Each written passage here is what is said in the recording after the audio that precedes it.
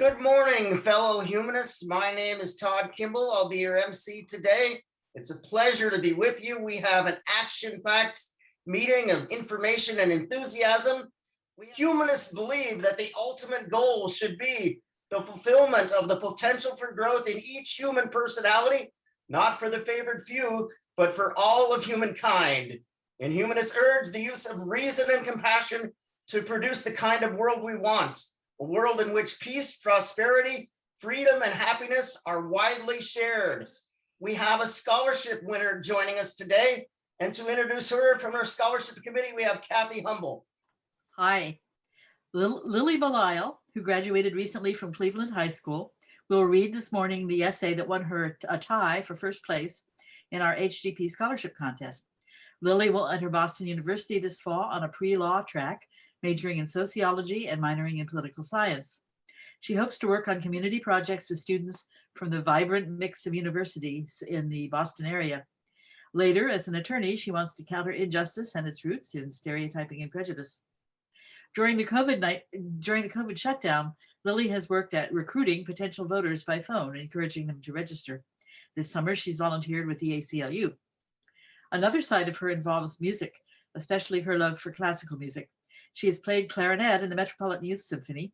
When Lily told me that she's even performed Mozart's clarinet concerto, it blew my mind. And here's Lily. Thank you, Kathy. And thank you, everyone, for making the space for me to be here today. I'm really excited. Should I just go ahead and read my essay, or? As a young white woman growing up in a white supremacist patriarchy, I get glimpses of how the system is built both for and against me. And to me, this comes with the responsibility to use the ways I've been advantaged as a means to uplift marginalized voices. A life of privilege is meaningless if it relies on the denial of humanity in others. My drive to fight for those around me showed up when we elected a bigot as president.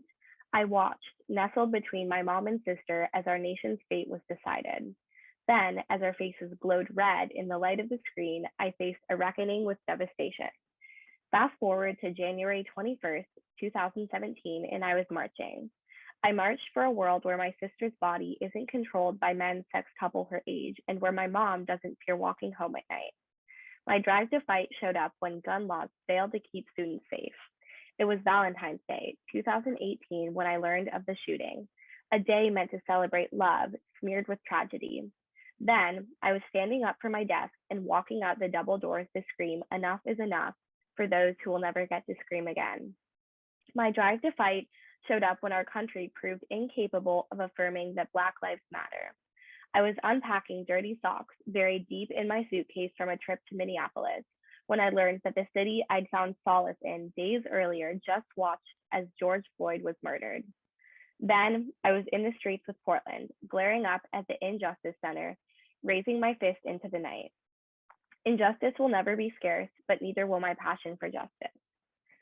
Following times of unrest like these, in the face of injustice plastered across headlines, society at large is forced to confront the truths so many experience from the moment they wake in the morning. There are fireworks of change, explosions of anger, where people finally stand up. Streets fill with bodies, and social media feeds overflow with an outcry for action. Woodrow Wilson is acknowledged for the white supremacist sympathizer president he was. The Portland Police Bureau's budget is shaved. The city makes a commitment to do better. But fireworks aren't permanent. In the end, Andre Dupree Payton, Kendra James, Quantis Hayes, T.T. Gully, and so many others have failed to receive justice. In the end, Portland is still a danger to Black lives. In the end, systemic racism persists. As people, white in particular, discover that change isn't something that happens overnight, their advocacy often dissipates. As the socially acceptable standard of social activism returns to its plummeted state, people stop fighting. Once dismantling inequity begins to subtract from the privilege of those benefited, it becomes exceedingly less attractive. Corrections such as affirmative action, reform, and reparations are effective to some degree, but they aren't a solution. They are steps in the right direction, largely because they call attention to the greater issue at play. They spark conversations and begin to foster a different culture surrounding equity and inclusion. They encourage white people to question the long-held systems in place, and they certainly pave the way to abolition. But what they don't do is fix the real problem. It's impossible to rectify a broken system by mending small cracks. Eventually, the entire system needs to be rebuilt. Police brutality, racist public officers, and the host of other ways America harms people of color are symptoms, not causes, of the white supremacy embedded in our society. The United States was built for the white cisgendered male, and these roots penetrate deeper than most white people choose to acknowledge. Every construct in America upholds white supremacy in some way. Capitalism is steeped in a biased Eurocentric orientation, and higher education is used as a racist gatekeeper to a conventional esteem of success. Gentrification and urbanization are used as a means of exclusion, and the current state of immigration policy protects the construct of whiteness. The current medical system and trust in certain voices has long been manipulated to the advantage of white people and the reciprocal detriment of BIPOC. The injustice that has been unraveling for over 500 years is exactly what America was built to do. Oppression is inherently protected and uplifted by the systems in place. Thus, it's evident that without interrupting the societal function as a whole, lasting change will never occur. The juxtaposition of affirmative action with abolitionism is a concept I've considered thoroughly with the aspiration of moving toward the law career. When I dream of my future, I see myself fighting against systemic racism, demanding space for LGBTQ+ voices, saving the planet. I'd like to think this will be possible through the legal system. I'd like to think that as an attorney, I will be empowered to recognize the pillars in the law that uphold injustice and have the authority to knock them down. But is this truly possible? Is there any way to wholly create change from the inside out? Or is starting over our only hope? Thank you, Lily. That was passionate and hard-hitting. I love that today. We typically take one or two questions from our audience. So I can ask one. My sister went to Wellesley, so I'm pretty familiar with the Boston area, kind of an interesting mix of some outdated philosophy, possible racism, along with huge activism. How did you choose Boston University as where you wanted to go to school? Yeah, great question. Definitely, I think both the very oppressive history of Boston as essentially the birthplace of a lot of the colonialism in our country was tough for me to kind of embrace and want to be in that culture and in that environment. But I think what really drew me was the culture of young people and the culture of student life and college students that are really really motivated to interrupt that and create impactful change and create a political scene that goes against a lot of the ties that Boston has long protected. And so I think I definitely acknowledge and have thought a lot about kind of what Boston has stood for in its past, but I think the really live political scene and live intellectual scene as well is what I'm really excited about to be around. Sounds great. Well, congratulations. It's nice to hear from our young people, and I know the future is in good hands with people like you. So thank you so much. Thank you. I have a question. Okay. Sheila, sorry about that. No, I have a question. I have a supportive thing to say. I grew up in Boston, and I think you have the most amazing city to study in. I hope that you'll go to the Boston Public Library in Copley Square and enjoy the magnificent architecture, as well as all the museums and the Charles River and the boats. And I almost went to Boston University. I still have my acceptance papers, but I decided to go to a smaller school because I was I wasn't socially very competent, and I was worried about socializing at a big university. Good luck to you. I think you're going to love living in Boston through the snow and the heat and whatever you deal with. You'll love it. I have a question for Lily. She went to Cleveland, and every year we seem to have more applicants for the scholarship than from Cleveland than anywhere else. And several times we've had Cleveland winners, and I can't figure out what they put in the water there. But Lily, do you have any ideas about what the atmosphere is at Cleveland that promotes people applying for an HGP scholarship?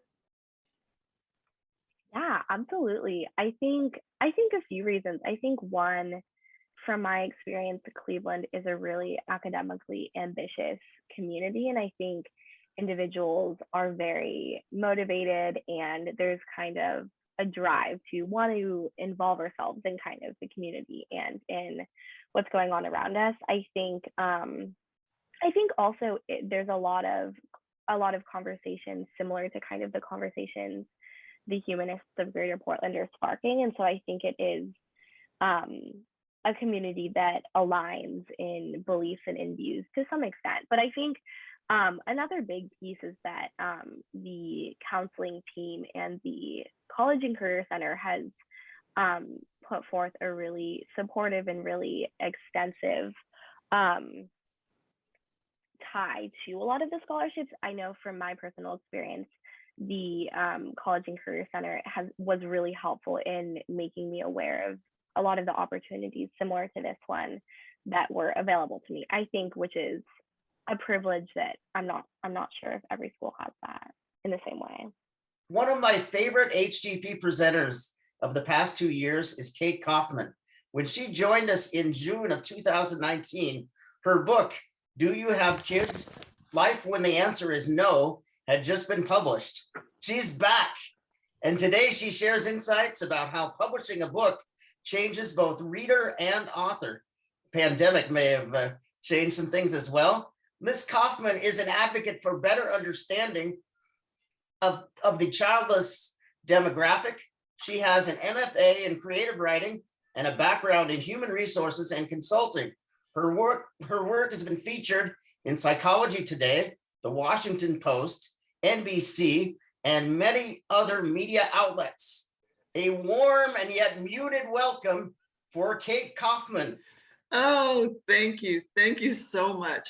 I can't tell you how much it means to me to come back with you, particularly after the introduction that Lily made in her beautiful comprehensive essay. That, my goodness, all that you packed in there, Lily, it's beautiful. And I look forward to reading many, many, many more of your pieces of work as you go forward in your endeavors. Thank you for that.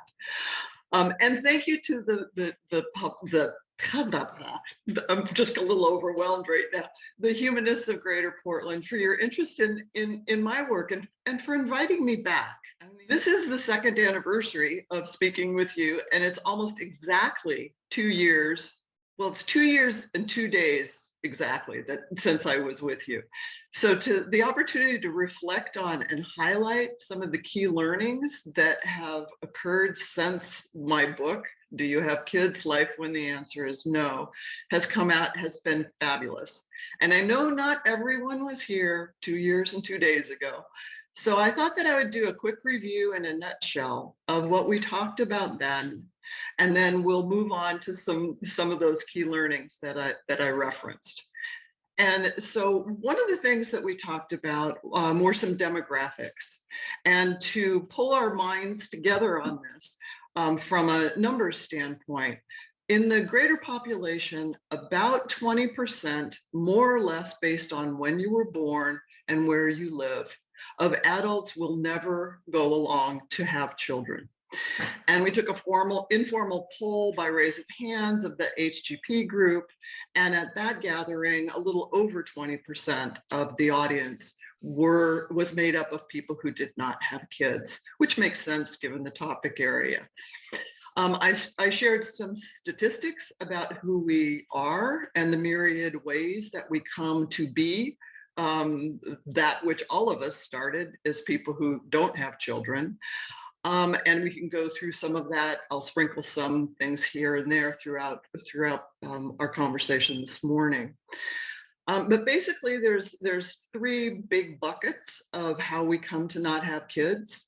One is those of us who are childless, i.e., we wanted to have kids, and for a whole slew of reasons, it didn't come to be.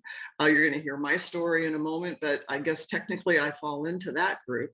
But what I learned from writing this book is that throughout the course of our lifetimes, we actually morph and move and change throughout the three different big categories of rationale for why. The other would be child-free, who did not want to have kids and did not end up having kids. And again, for a whole variety of reasons, whether it was concerns about passing on a medical or genetic situation, the desire to expend life energy in different endeavors, or because they just knew that they were not well suited to the idea of having a family, and they had other items that they wanted to accomplish.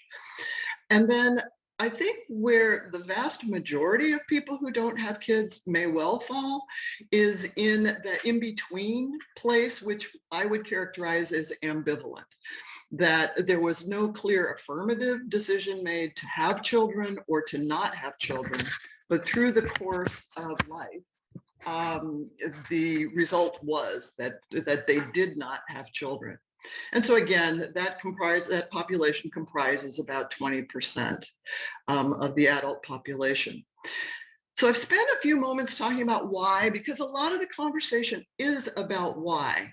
But for me, given my personal story, and just because there's not a lot of work that was put out, the why has a lot of material, but what happens once you become aware that you're not going to ever have children?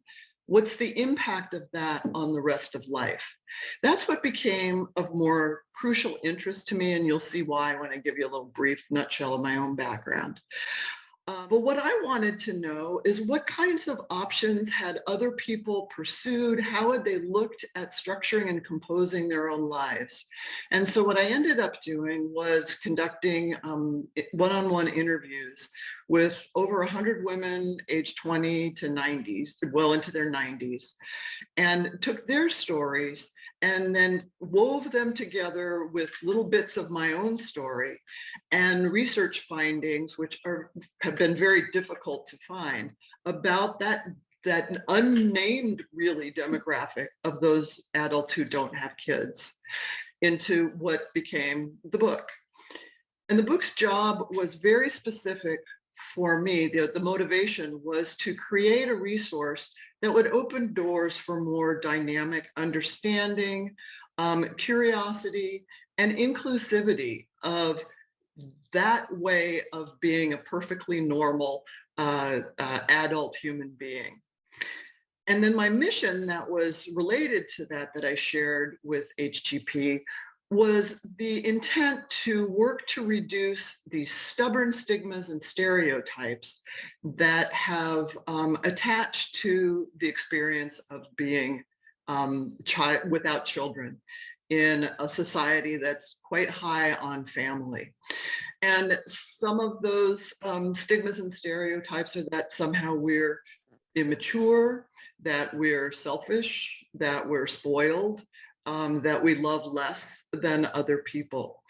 And I'm happy to say that we're seeing some shift from the first time that they were studied back in '79, but 2 years ago, there had not been very much of a shift at all. So that kind of is the nutshell of what we talked about last time.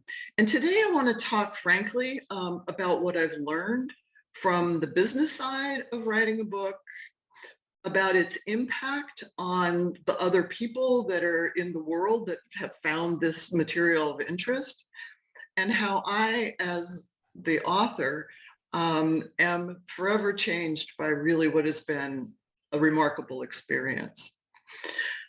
I'll also talk about what I see as on the horizon related to the topic, where to find my book, which you can get anywhere, as well as more information and resources.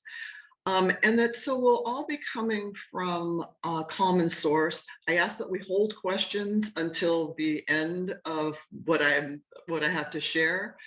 And also because I know that humanists have many wonderful questions, so I look forward to getting to that part of our time together. So publishing a book is a unique experience that's tough to navigate and oftentimes confounding. And it occurred to me that that's rather like going through life as an adult who doesn't have kids, particularly if it's you. The path can be uncharted, dynamic, undefined, and the mainstream path, that of having a family, is reinforced as the right way to be. So there's some design that is individual and independent that occurs. And I referred to this before, but there are ill-conceived opinions that are often expressed about those who don't have children. And that's what results in the perpetuation of the stigmas and stereotypes that I mentioned earlier. I want to put my comments in context by sharing a little bit more with you on how it is that I came to be a woman who didn't have children. I'm the eldest of 4 girls, and there's a 10-year age span between all of us. And I was basically deputized as a lieutenant mom. And so growing up, I was pretty strongly a child free oriented, because I had done a lot of work with my own sisters, as well as being one of the more highly employed babysitters in my community. And then in my 20s and 30s, I shifted towards being more ambivalent. I do like kids very, very much. And I also liked my investment in energy and resources in a budding career in corporate human resources. I married at 30. My husband was 8 years older than I, also in the corporate environment in finance.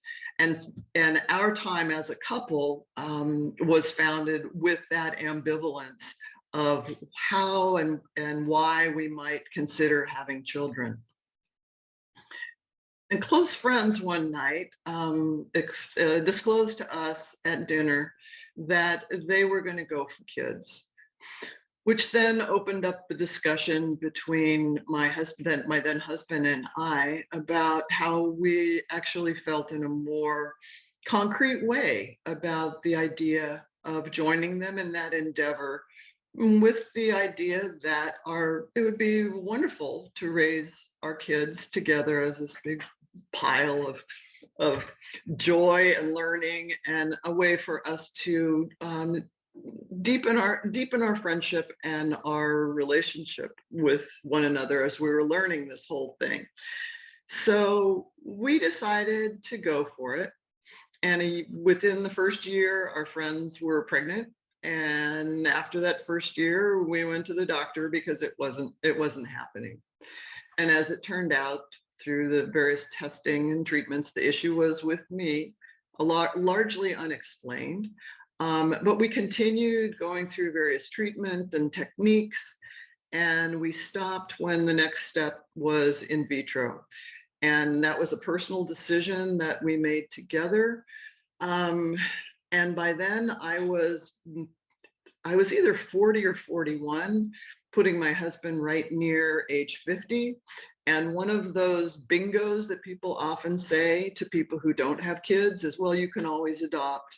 And in fact, after all those years of trying, which is what's involved in trying to go through infertility, is very often the case. It's not easy to go through adoption after you've gone through the time it takes to go through the full cycles of all that can be offered in infertility. So we were living in an excellent school district and decided that, why were we doing this? Why were we living here? And we were both kind of burned out on our jobs. I was burned out on everything. Those drugs make you very crazy. And so we decided to move out of that community. We sold our house, we quit our jobs, we redesigned the way we were going to do our work, and we moved to a small rural property outside of Carleton. And there, nobody didn't have kids. And so it created this condition where it was almost like an immersion journalism that I didn't even know I was doing yet, because it wasn't going to come to fruition until late years into the future. But I started looking really hard for those kinds of guides who could say, hey, you might want to think about this, or you might want to look at that. And I couldn't find that. And so again, to that condition, I kept searching and I kept asking, and I figured out ways to stub my toes and not use those approaches anymore, and learned over time ways to gently ask. And when I found people who did not have kids, to figure out a way to carve us separate and apart, because unfortunately, when parents were involved in the conversation, they tended to take over and give us advice. And the advice wasn't the important part, because we don't need that kind of advice. What the rich conversations were those that had never really been had before.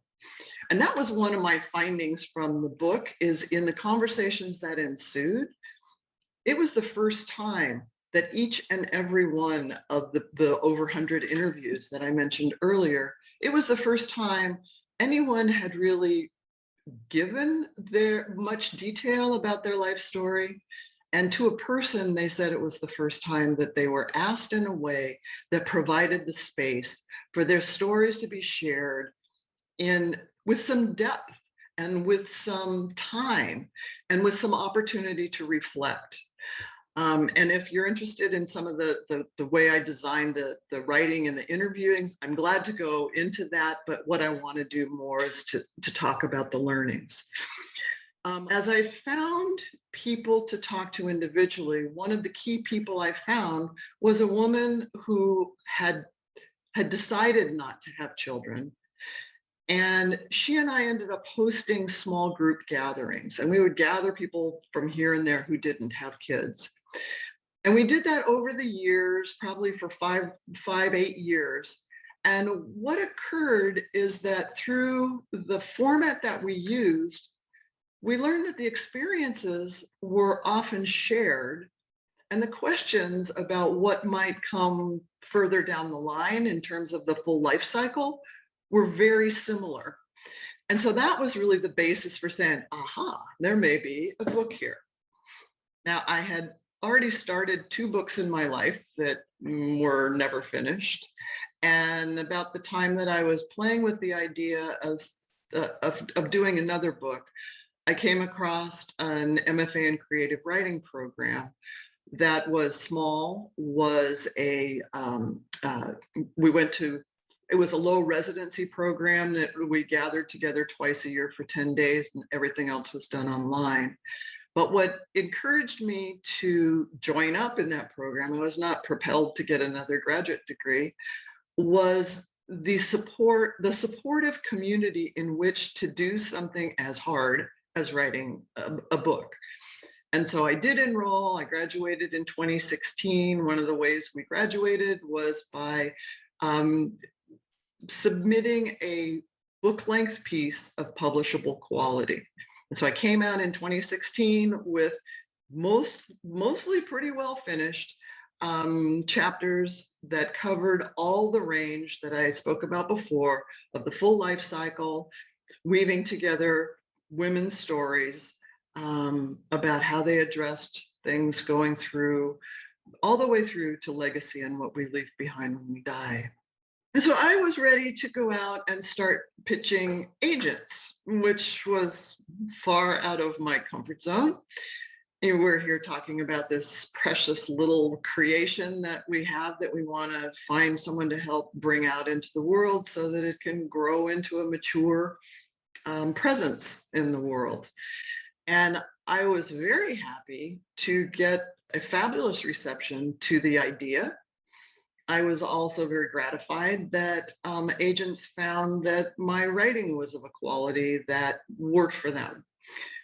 And to a person, the people that I pitched said, and I can't take you on because you don't have over 10,000 followers on your Facebook, and you don't have a big Twitter feed, and you don't have, you're not, quote, discoverable if I Google you. And you need to be all of those things for a major publisher to take you on. I was really lucky because despite that, I circled back to an agent that I had met through my M.F.A. program, and she agreed to take me on because of the quality and because of the topic. And she happened to be a woman who didn't have children. And she asked my permission and took my manuscript, referred it to the gentleman who also didn't have children that did her foreign rights sales work, the agent that did that.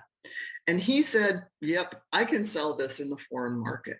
So those all came together in that fortuitous forbearance that I was going to see occur over and over in this process, that things would come out of left field that I wasn't ready for, wasn't expecting, and then they arrived. And it made me really realize that we can go design whatever life we want to have, but it's through putting ourselves out there and then just noticing. And I created this motto of say yes, unless there was a reason to say no. So all of a sudden, she's pitching me then to some of the smaller publishers she knew. We came super close to getting a deal with a New York publisher.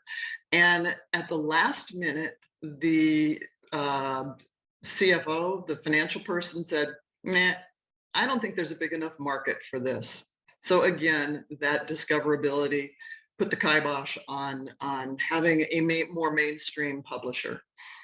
And my agent suggested we look more closely at hybrid publishing. And what that is, it's kind of a more professional offshoot of what we used to call vanity press.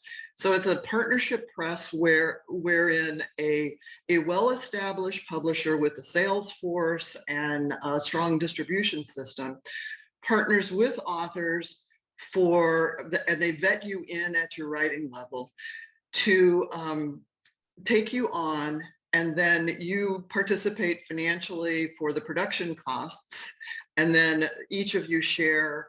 It's a much more profitable model for the authors, assuming that the book takes off.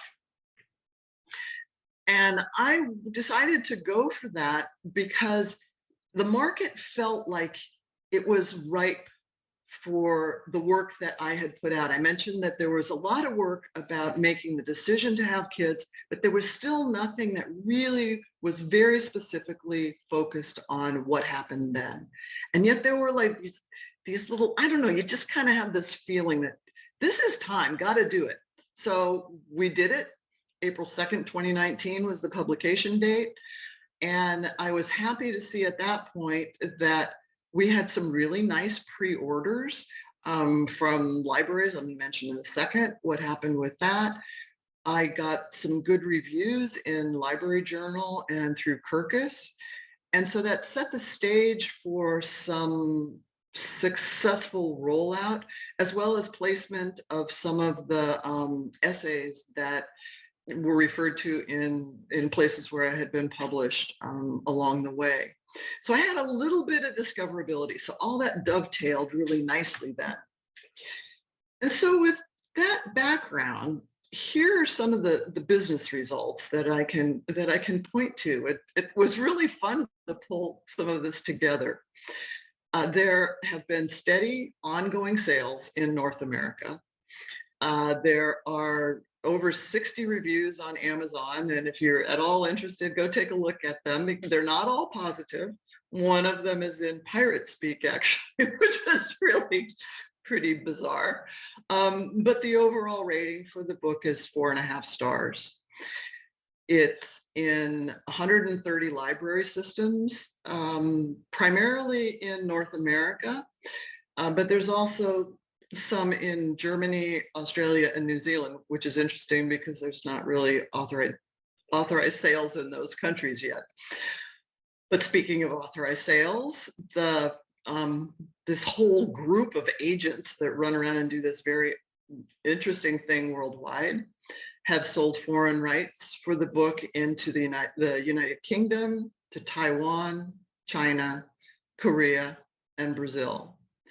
And all but one of those foreign rights sales were done during the pandemic. And those are more traditional kinds of publishing agreements where you're paid in advance. So that was kind of cool. As well as royalties that go along with a more standard remuneration scale. What has been fascinating, I should say, the UK edition, Taiwan, and Brazil have now been released, and Korea is coming out sometime later this month, and China, we're still waiting for the timing on that. Again, I'm focusing on the business right now because there's certainly some personal response to that. But one of the things that I have found fascinating and actually fraught is the whole issue of covers, because what is the topic is it's a delicate topic, and it's one that I'm hoping is inclusive. And so I had to fight for my domestic cover, which this is my sophisticated way of sharing my screen. This is my domestic cover, and you'll notice it's text, and there's you can maybe see it, there's some little topographic lines that suggest it's a development of the path going forward. And then the UK version, it kind of took off on that and didn't put any imagery or anything like that. And as the author, I had input or approval, I would say, on the foreign covers.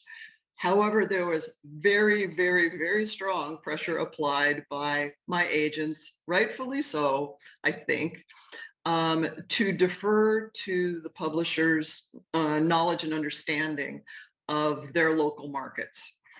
So here's the Taiwan version, which I opened up my mailbox one day, and there was a box that had this inside, and I had seen a photo of it, but here it is. And for some reason, there's a way that this is depicted that you'll see is in the Brazilian version as well.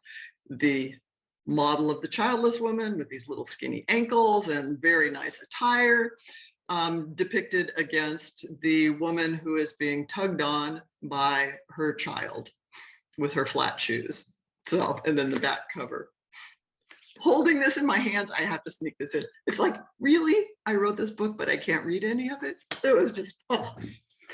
And then not so very long ago, last month, I got the Brazilian version. And here you can see, now the Brazilian publisher sent an introduction to this and said, yes, this is a taboo subject in Brazil. And so we're going to use humor to encourage people to pick up the book and take a look at it. It's not a humorous book. I mean, there's a few little, haha, that's nice, but no, it's not a humorous book.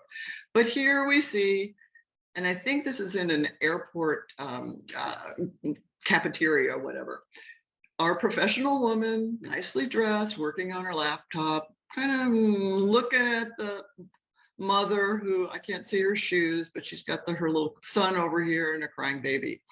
And they are not having loving interactions with each other, which that's not what this book is about.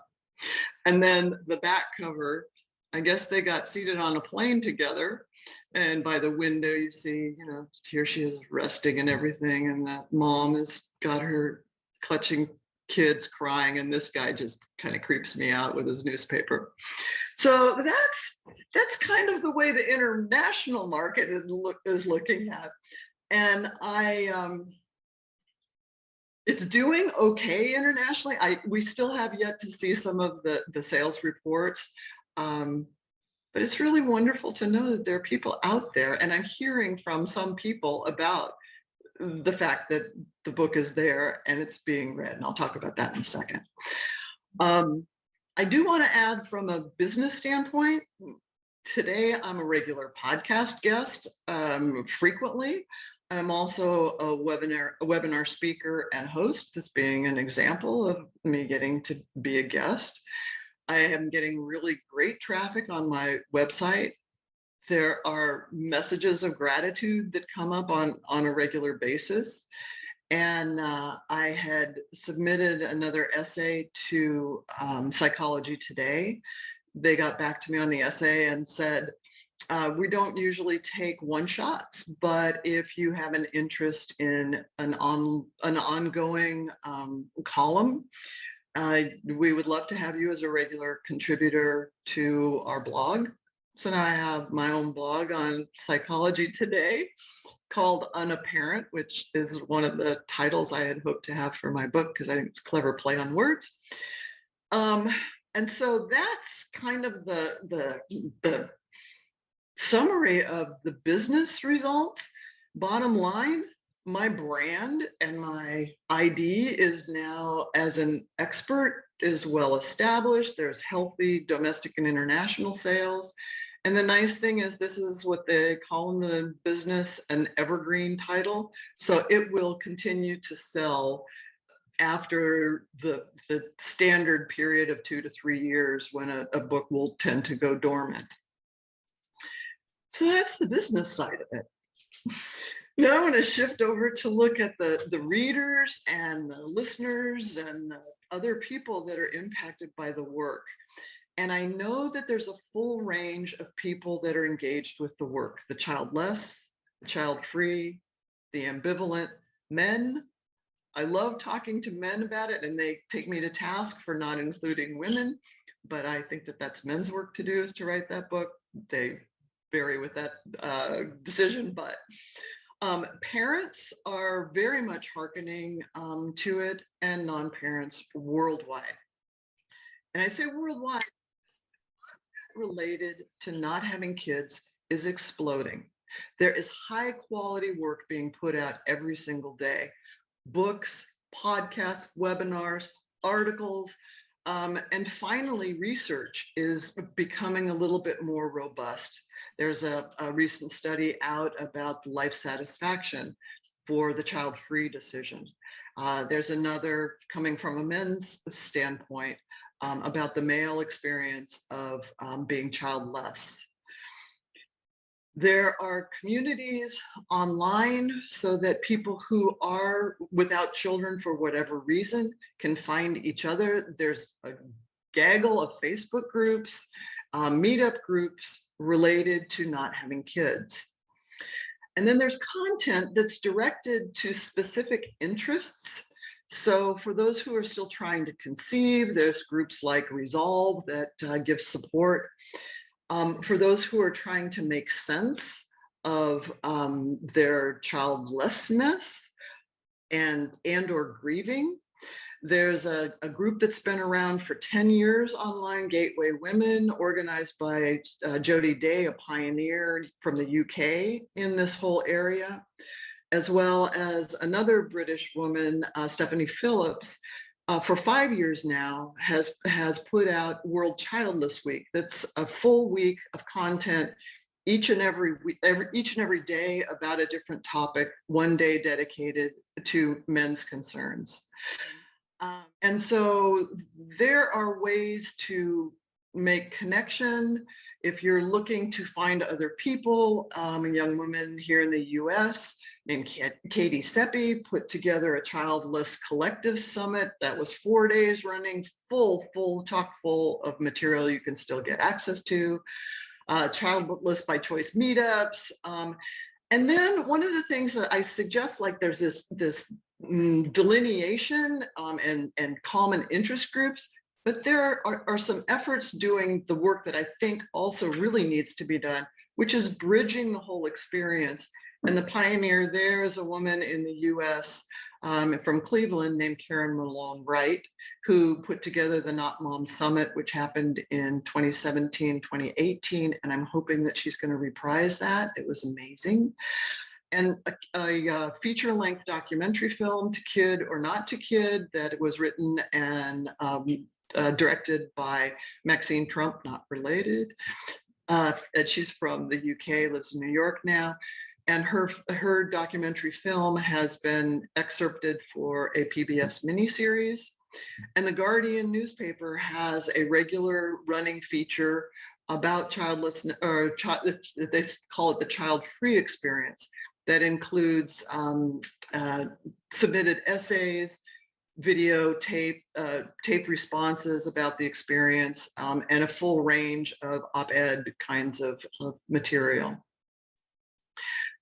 I want to say from an expertise standpoint, the pandemic has really served to coalesce a community of what I would say numbers 2 to 3 dozen activists from all over the world, from Australia to Zimbabwe, men and women alike. And all of us content providers are really working to open up airspace about the issue of not having kids. And so we all see this really as a matter of equity and inclusion. And those of us who used to know of each other now actually know each other and are working to mutually support each other's work. And that has been, it's been a huge undertaking and a very powerful way to leverage up everyone else's work. We're all finding our voices in whatever way we can. Some are finding it by asking questions and then listening. And in that way, we're increasingly sharing our stories, which then make them part of the normalized conversation.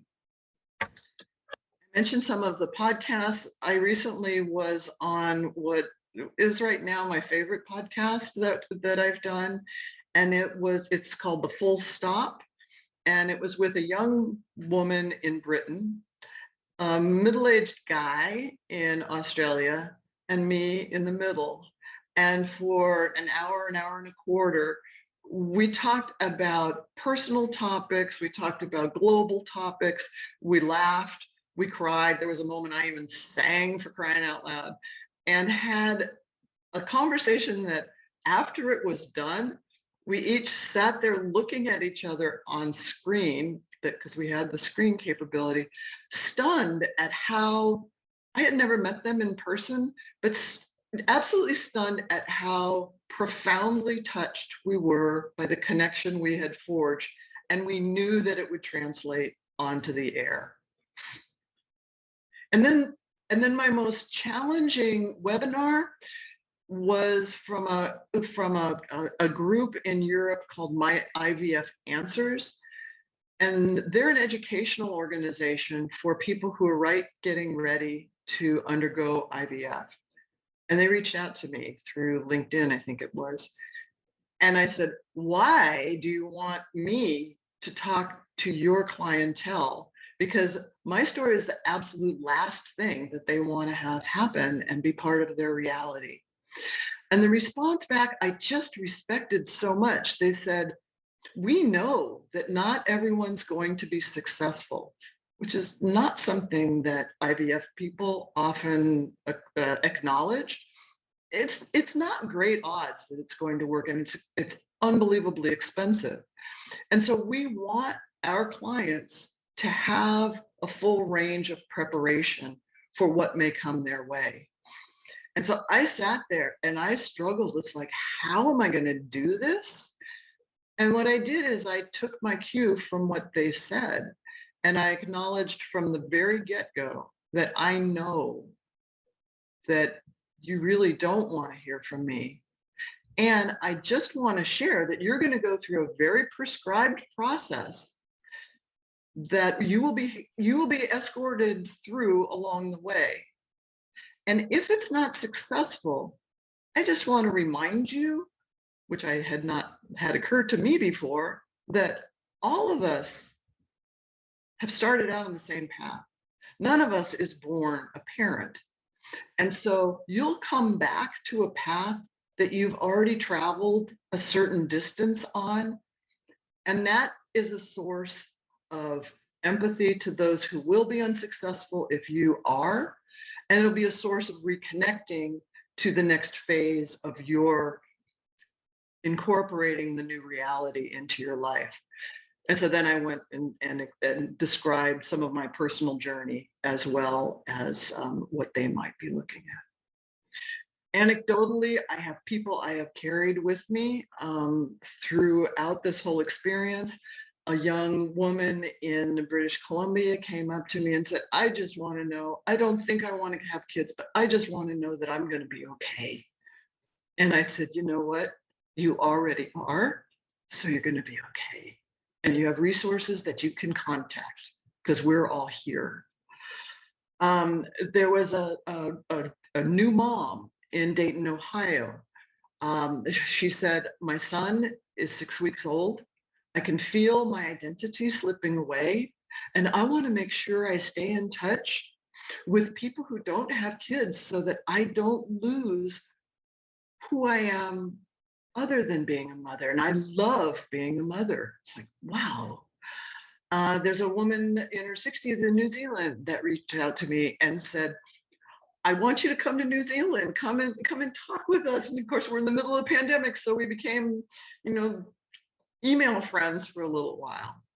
And then some of the Zoom meetings that happen where people who don't have kids are coming together and telling their stories in this 2D environment that gives them from their own homes, that give them a sense of freedom and security and safety to be able to tell their stories without some of the pushbacks and the very predictable responses that can come our way. Which then brings me to me and some key discoveries and how I'm forever changed. I am 100% confident that this book that I didn't even know I had the ability to write is doing exactly what it was intended to do, which is to open up conversations. And the Humanists of Greater Portland are a perfect example of exactly that. This international exposure and the fact that words I can't read, I wrote, it truly is an out of life experience. And knowing that there are people sitting in, there's an edition that's coming out in the favela. They wrote an article about the book. It's like people in favelas, it's just, there's some people out there that are getting information that they are not alone. And that means the world to me. It hit me that knowledge that I'm actually today an expert, whereas before that was a source of rejection by the publishing business. It's super easy for me to engage in conversation about that which was so very difficult with anyone on a plane, running into people on the street. There's an online dating site that's just for people who don't have kids, and I interviewed one of the principals in that firm, and to be able to have this conversation back and forth about their approach and what they were trying to accomplish, and it's mind-boggling. I know that the stigmas and stereotypes are shifting because I hear people speaking up. And others are speaking up to me directly. And then what has recently occurred to me, and this is thanks to the younger people expressing their desire, their need actually to have input from their elders, if you will, that I'm playing a really important role. And those of us who are older, we are vital elders who are passing information on that the youngers can't get from their moms or their dads. And so I'm I'm occupying that space now in a way that I haven't before. I love doing the live contact and the speaking, and I hope to be offering soon some retreats. I've had that be requested of me, and I'm happy to do that. And through my own platform, particularly the Psychology Today column, I'm now in a position to be able to support and shore up and do guest interviews or have guest participants in what I have to offer, I can support the new work that's coming out. And that means the world to me. The timing was right to put the book out, and the time is right for both those who don't have kids and those who love us to pay extra heed and become even more curious and supportive about not having kids.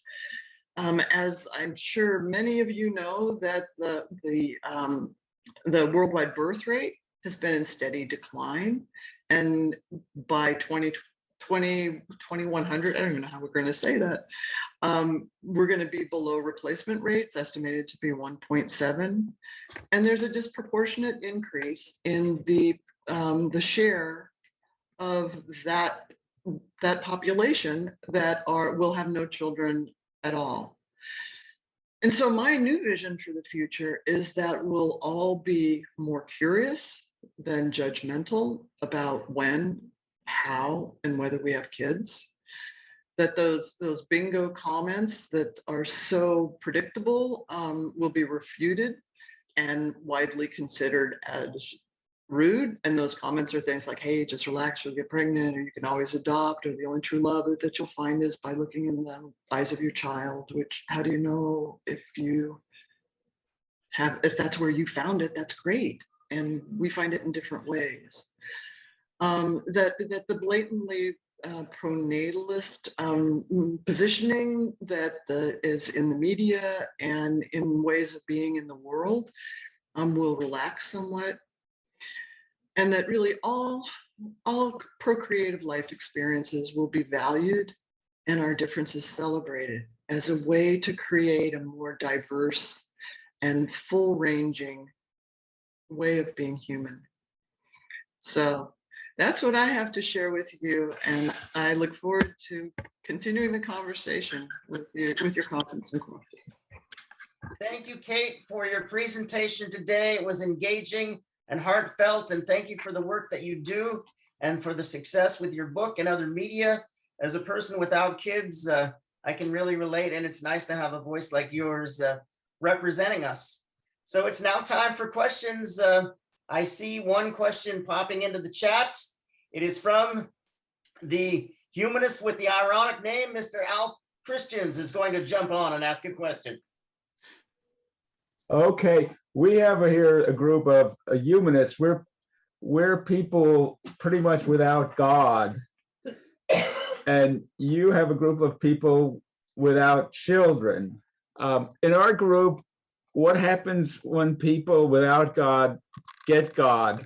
We don't know. They've completely disappeared. If there are any, we don't know if we stigmatize God so much that nobody ever touches God again after they come to us. But some members disappear, and they might have found God. Who knows? Is there any stigma within your group of somebody who's in this, who's identified as a no child activist, all of a sudden picks up a child by some means, or has a child from some unknown encounter way back show up and say, "Hi, Daddy"? What is it? Are you creating that kind of an environment where people would be afraid to make a choice? Are you shutting down a possible avenue in their lives? Well, that's interesting from so many directions. And I remember you asked this humdinger of a question a couple of years ago as well. So, when you say you, I think I just want to call out that there is no spokesperson, really. It's just like humanists. You guys have a mission that I guess you sign off on when you self-declare, I'm not sure. But so there's the identification. Now, circumstances under which one might end up with a child. I have people who have become, under sources of tragedy, the de facto guardians of very young children. and have very ambiguous relations between being a parent and being a non-parent that allow them to engage in conversations both ways. Another that I would refer to is actually the reverse of the situation that you're mentioning, which is so sadly common, is the death of a child. And those who have one child hearing some very heartless responses, so that yes, they know about being a parent, but they're also learning about being not a parent. And that gives a way to have the understanding. So contrary to the idea of creating a boundary, that those and similar circumstances create bridges. And that was part of the power in what I shared with you earlier about none of us started out as a parent. And so that we start from a common core, we start from a common experience. And if we can include that, I mean, one of the things that I love to engage parents with is, how do you envision your life would have gone if for whatever reason you didn't have kids? Right. But there's a similarity there too. We're all born without God. We all acquired God sometime during our life, just like people acquire kids. Hi, thank you very much for your presentation. There is a phrase that is often used, and I noticed that even you used it, and that is the phrase for having children is instead starting a family. Now, I get if you're Adam and Eve, or maybe some horrendous set of conditions really wipes out any connection. Okay, there are a few people, a few couples that do start families because all of theirs have been lost. But otherwise, they're not starting a family. You had a family. Your husband, I'm presuming, has a family, certainly has you now. So, or did have you. So this business of starting a family, has anybody picked up on that as a weird way to talk about having children? The whole language around family and you know, your family of origin, and we talk about family of the heart or chosen family. And I think the pandemic, my God, has created such interesting questions and clarity about that. Is who has been by your side? You know, none of my sisters live locally. My folks are gone. My marriage was completed 5 years ago. So I have a family of the heart. I have people who check on me. I check on other people. I have a mother of my heart who lives in New Jersey. She happens to be one of the women that I met through the book. So this whole concept of, as you say, starting a family, I think we find family. And one of the touching things about that family definition came from a former neighbor. And she said, you know, we take this concept of family and we make it as if we're having children of our own, you know, the ownership concept of children. And she said, and yet those of us who have fraught relationships, we don't fit into that concept of this family. And she said, the only time I know that my son is safe is when he's in prison.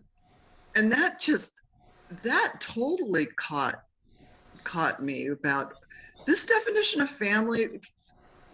If we just can be a little bit more realistic about it and inclusive about it, in the same way, I think, as when you're talking about whether you believe in God or you believe in something else, or you believe in science, or you know, or you're in an evolutionary process. I mean, gosh, We should all be lifelong learners, in my personal opinion. But any of these static things that say this is right and this is not, I don't know that that's accomplished as much of anything other than distancing. Our next question comes from one of the producers on our technical team and the current president, Mr. David DiNucci. Yeah, it's actually more of a, I don't know if it's a question. Part of it, I will relate to what you were just talking about, family.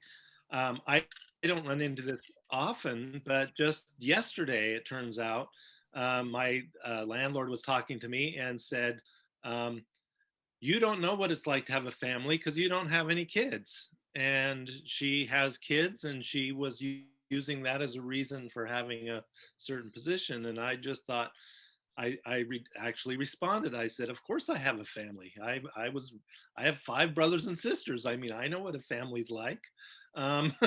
She kind of took it as an imposition that I didn't know anything about what a family was like. And I want to thank you so much about talking about what it's like to be a published author and kind of a center of attention on a topic.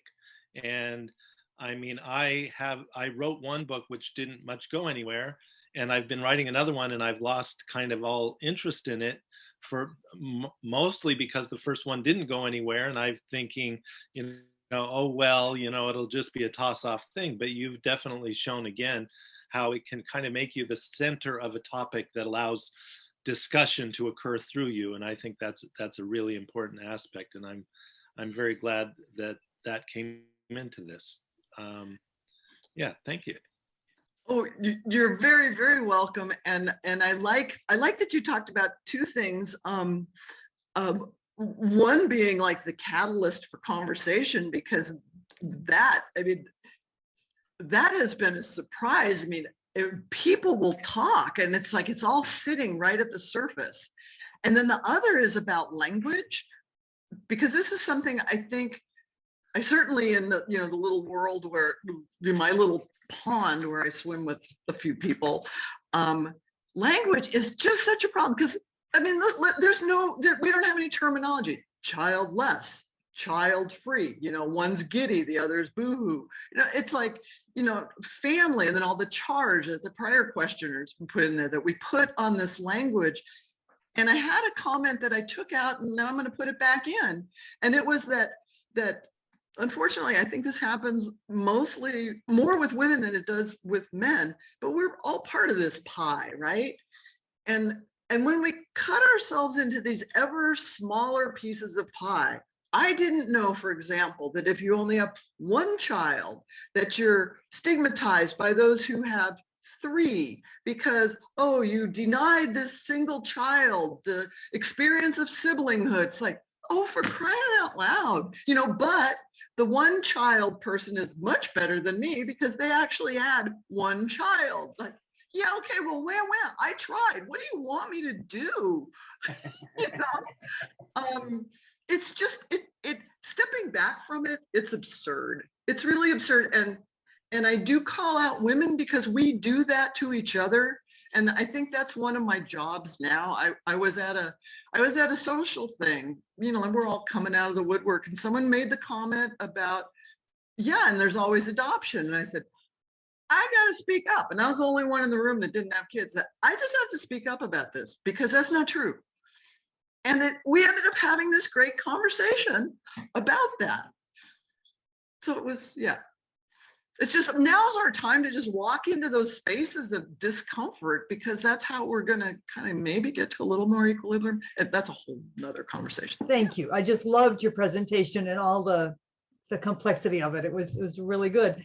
We as a family, we suffered through infertility and did end up adopting a little girl, a baby. And the interesting part, this would have been 33 years ago, is why I'm so pleased when you said adoption isn't this simple option.